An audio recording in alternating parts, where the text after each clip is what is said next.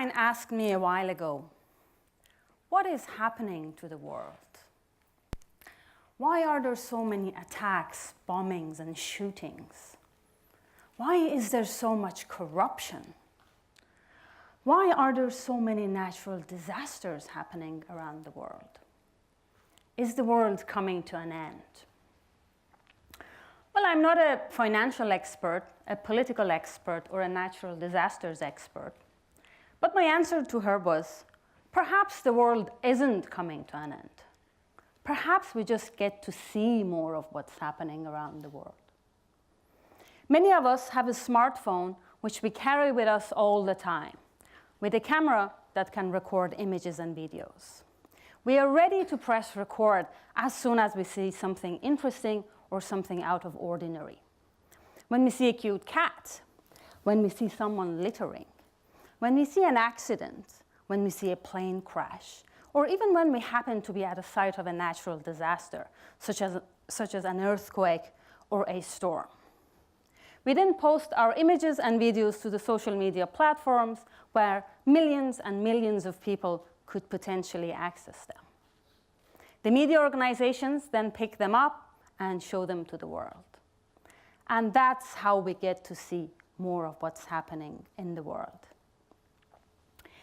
In addition to our smartphones, many of us have other sensory devices on us, such as our step counters, in our cars, at our homes, or at our offices.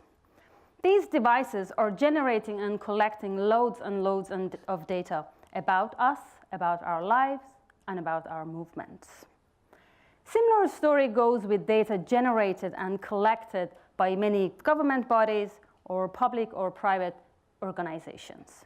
Examples are data collected through the security cameras, data collected through the card readers, through apps that many of us are using many different apps every day, or data collected through market research questionnaires, polls, surveys, or census data.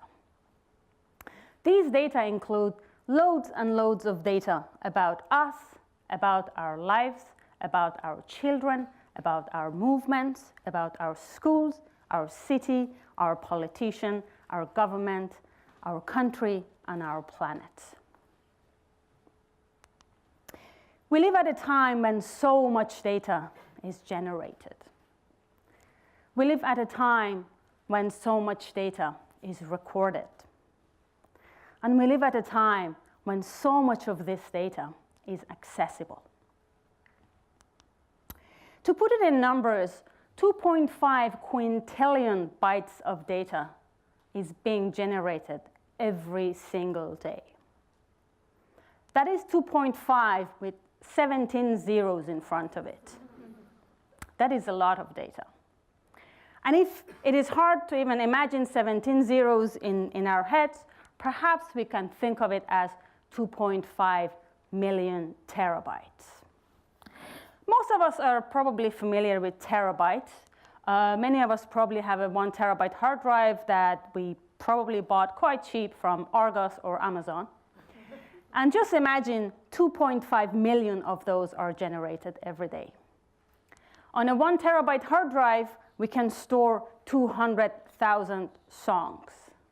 And some of you might say, well, I have a lot of song and music on my computer or on my iPod. Maybe I have 200,000 of them. But 200,000 songs mean 2 years of listening to unique music, uninterrupted, day and night. And that's how much data fits in a 1 terabyte hard drive. And 2.5 million of that amount of data is generated every single day. And this data is now being generated faster than it ever was before. 90% of all the data in the world was generated only in the past 2 years. That is 90% of all the data in the world, only in the past 2 years. So if 2 years ago, in 2015, you thought so much data exists in the world, that was only 10% of what exists now. So much data is being generated and created every day, and it is being created on such a fast pace. In this data, lies many, many stories. And that is changing our news cycle. And that's why we get to see more of what is happening around the world. And perhaps that's why we think more of such events and incidents are happening around the world. A good journalist's secret weapon for creating great stories has traditionally been their sources. A good journalist has a list of sources that she can contact to ask about the latest crime figures, about justification on some facts, figures, or events, for comments, or to just ask for an interview. Well, it is still the same. It is still all about the source. The sources, though, are enhanced now. There are just so much more of them. And more importantly, they're much more accessible to every journalist or to us as citizens. You no longer, as a journalist, need to know someone who knows someone in the Ministry of Transport to ask about the latest road accident statistics, or to ask about the patterns in the past 5, 10, or 20 years. It is likely that that data exists somewhere, and you can access that data. And if you can do that, as a journalist, you have the potential to cover so many important stories and so many stories of public interest. Let me tell you about an example of a data journalism project. Who has heard about the Panama Papers here? I can see most of you have heard about the Panama Papers. It was a data journalism project that ran around a year and a half ago and revealed some of the bigger or more shocking instances of fraud, tax evasion, and wrongdoing internationally. And that was all thanks to data, and thanks to the journalists who could get that data through a leak and access and process that data, and thanks to the supporting network who helped the journalists to process this data. And that is only one example.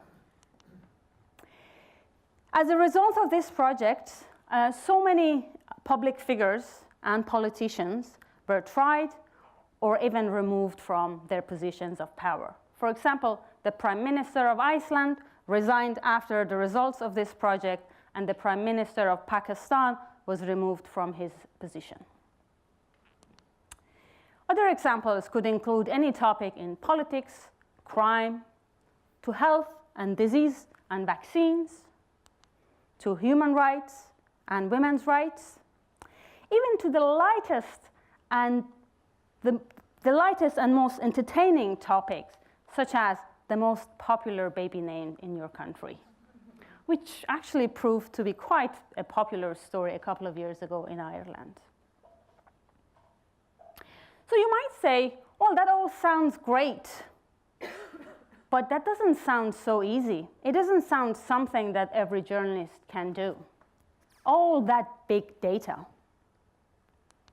Yes, we've been hearing about big data so much in the past few years, about big data, machine learning, artificial intelligence, and all sorts of very sophisticated, advanced, and complex computational tools and methods to process the big data.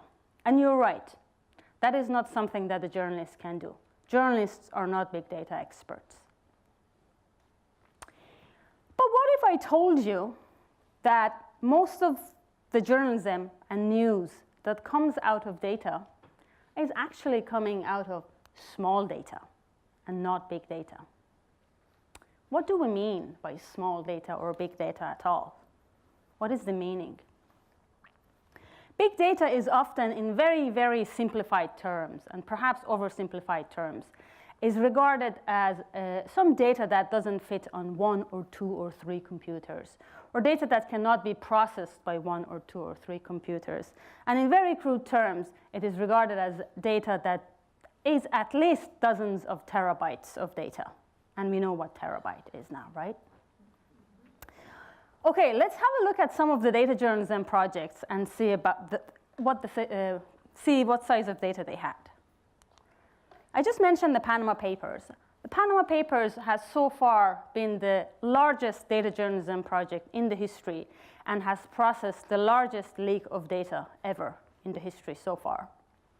400 journalists from around 100 news organizations from around 80 countries around the world worked on this data set for nearly 2 years. Nearly 5,000 news items are published out of this data and out of this project. So what do you think the size of a data set for a project that resulted in 5,000 publications is? It's 2.6 terabytes. That is a lot of data, but it's not big data. It is some data that you can store on some 1 terabyte personal hard drives and keep them in your drawer at home. And that is the absolute largest data journalism project existed so far. Let's look at another example, the Paradise Papers. Probably a lot of you have heard about the Paradise Papers. It was a similar project that was revealed just around a month ago. The data for this project was 1.4 terabytes. And again, these two are two of the absolute largest data journalism projects ever existed. In most cases, you can put the data of 10 or 15 or 20 of these data journalism projects on one tiny USB stick and then put it in this little pocket of your jean and carry it around with you. That's how small they are. Sometimes even you can email the data to yourself or to your colleagues. And that is really the majority of cases. So the large majority of data journalism project or news and journalism that comes out of data comes out of small data. My background is software engineering and information science, and many of you would think, well, she should be probably an advocate of more advanced and more sophisticated tools and algorithms for processing data when it comes to news and journalism. Well, I am probably to some extent, but mostly when it comes to the research labs or to the large newsrooms who can afford hiring information scientists, data scientists, or computer scientists, or big data experts in their newsrooms. And there are not that many of them. Instead, I am much more in favor of low-tech, DIY, do-it-yourself data journalism. Data journalism that could be done by every single journalist in every single newsroom around the world. When every single journalist in every single newsroom can make use of all these news sources, all the data available out there. And that's when I think data and data journalism can revolutionize our newsrooms, and it can revolutionize our news cycle. We are heading to a time when every journalist should be able to make use of these news sources. Just like any journalist learns about shorthand or interview skills, any future journalism graduate should be able to process these news sources, the data, to investigate them and write stories based on those news sources. Data journalism helps us to not only cover more stories, it also helps us to move from who said what journalism to what is the fact journalism. It allows us to look into facts, to investigate the facts, and to report based on those facts. It also allows our readers, the audience, to examine our version of the facts, because our audience are more than ever before accustomed to scrutinizing numbers, facts, and figures. Data journalism helps us to move from fake news to verifiable, reliable news rooted in facts. It helps us move from opaque to transparent. It helps us to move towards a more democratic, reliable, accurate, and informing news cycle. Data journalism helps keep us, the audience, informed more and better than ever before. And it helps hold the governments, that those in positions of power, accountable tighter than ever before.